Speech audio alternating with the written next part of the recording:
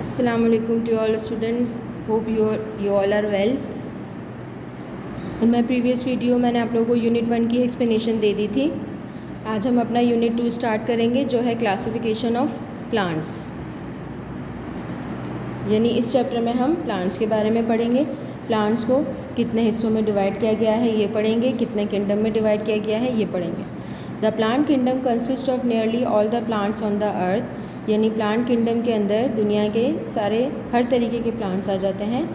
Some unicellular plants are classified in a different group called protista. जितने भी unicellular plants हैं उनको हम एक किंगडम के अंदर रखते हैं जिसे हम कहते हैं प्रोटिस्टा.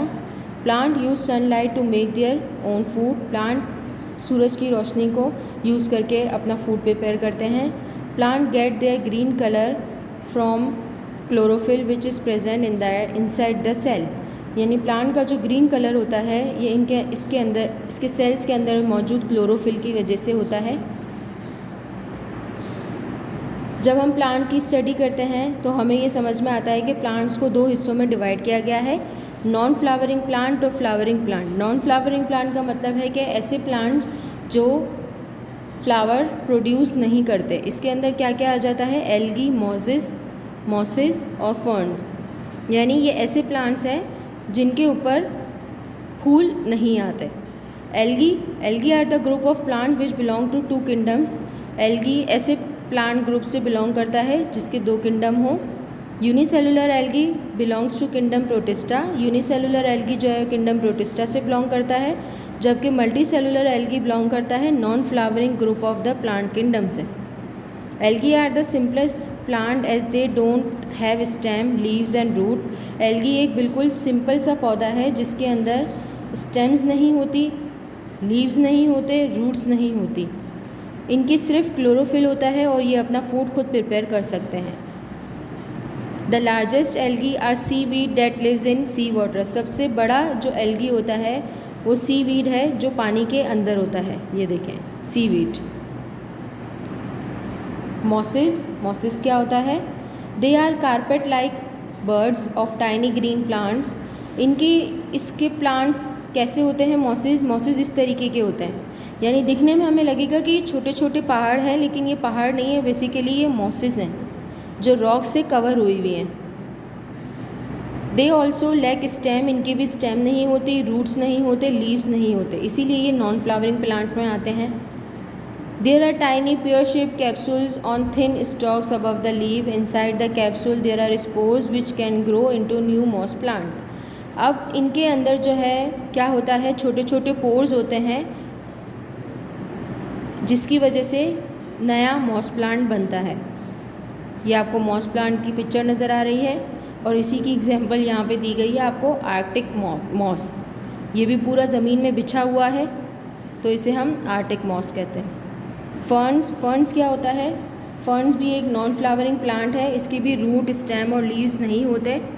फर्न्स कैसे बढ़ते हैं? फर्न्स के ऊपर जो है ऐसे स्पोर्स होते हैं जिसकी वजह से एक नया फर्न प्लांट बनता है. ये फर्न प्लांट है. आप देख सकते हो कि इसकी कोई फ्लावर नहीं है, कुछ भी नहीं है. Conifers, they are seed bearing plants. यानी कॉनिफर्स के सीड होते हैं. ये आपको पिक्चर्स नज़र आ रही है यहाँ पर. But their seeds are not enclosed in fruit and flower. लेकिन इनके सीड्स जो हैं उसमें फ्लावर और फ्रूट नहीं होता. They have well developed root, stem and leaves. इसके रूट भी होती है, स्टेम भी होती है और लीव्स भी होते हैं. They have fine needle like leaves. और उसके छोटे छोटे निडल की तरह जो है इसके पत्ते होते हैं. ये आपको यहाँ पर नज़र आ रहे हैं. They produce seeds in special structure called cone. इसके जो सीड्स होते हैं वो उनका एक स्पेशल स्ट्रक्चर होता है जो कोन की तरह लगता है. ये देखिए ये कोन शेप में है पूरा. Example pine. They are called gymnosperm meaning naked seeds. इसको जिम्नोस्पर्म कहते हैं जिसका मतलब होता है नेकेड सीड, यानी जिसका सीड नहीं होता. अब आ जाए फ्लावरिंग प्लांट्स पर. फ्लावरिंग प्लांट्स का मतलब जिस पर फ्लावर हो उसे हम फ्लावरिंग प्लांट कहते हैं. फ्लावरिंग प्लांट को हम एंजियोस्पर्म भी कहते हैं. फ्लावरिंग प्लांट को मज़ीद 2 हिस्सों में डिवाइड कर सकते हैं, एक मोनोकोटिलीडन और डाइकोटिलीडन. मोनोकोटिलीडन का मतलब है कि ऐसा प्लांट जिसका एक हिस्सा हो और डाइकोटिलीडन का मतलब कि ऐसे प्लांट जिसके 2 हिस्से हों। अब पहले मैं आपको डाइकोटिलीडन का बता रही हूँ। पीज़ यानी मटर। अगर आप मटर को प्रेस करके देखो तो मटर 2 हिस्सों में डिवाइड हो जाता है, तो उसका मतलब है वो डाइकोटिलीडन है। इसी तरह beans, peanut, tomatoes, rose, sunflower, grapes and potatoes are example of dicotyledonous plant. अब मोनोकोटिलीडनस क्या है? मोनोकोटिलीडनस वीट यानी maize, rice, sugar cane, banana, ginger, onion and grass, ये ऐसी चीज़ें हैं जिनको हम 2 हिस्सों में डिवाइड नहीं कर सकते, इसीलिए ये मोनोकोटिलीडनस प्लांट है। यहाँ पे जो आपको पिक्चर नज़र आ रही है फ्लावरिंग प्लांट की, इसमें आपको डिफरेंस बताया गया है कि मोनोकोट का प्लांट कैसा होता है और डाइकोट का प्लांट कैसा होता है। मोनोकोट और डाइकोट के अंदर डिफरेंस क्या है? सबसे पहले सीड का डिफरेंस बता रही हूँ। The seed of monocot plant have only 1 cotyledon. Monocot plant का सीड जो है सिर्फ 1 कोटिलीडन होता है, जबकि डाइकोट प्लांट में 2 कोटिलीडन्स होते हैं। यानी जैसे मैंने आपको मटर का बताया था कि मटर जो 2 हिस्सों में डिवाइड हो रहा है, तो उन दोनों हिस्सों को हम कोटिलीडन्स कहेंगे। और मोनोकोट प्लांट में 1 ही कोटिलीडन होता है, तो हम कोटिलीडन ही कहेंगे। और डिफरेंस क्या है मोनोकोट और डाइकोट में? स्टेम का। Stem have a transport system called vascular stem which transport food to all part of the plant, जो पूरे प्लांट को खाना प्रोवाइड करती है। स्टेम 2 ट्यूब्स में मुश्तमिल होता है। The tube carry water in the plant called xylem.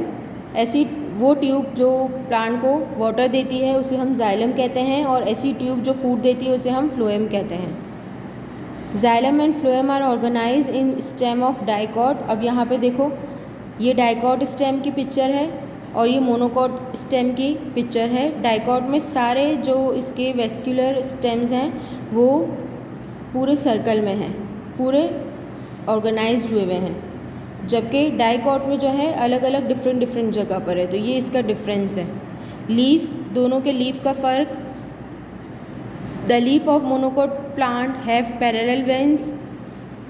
Monocot plant का जो लीफ होता है उसके अंदर लंबी लंबी लाइंस होती है, जबकि डाइकोट प्लांट की लीफ में वेन्स होती हैं। ये इस तरह की वेन्स होती हैं।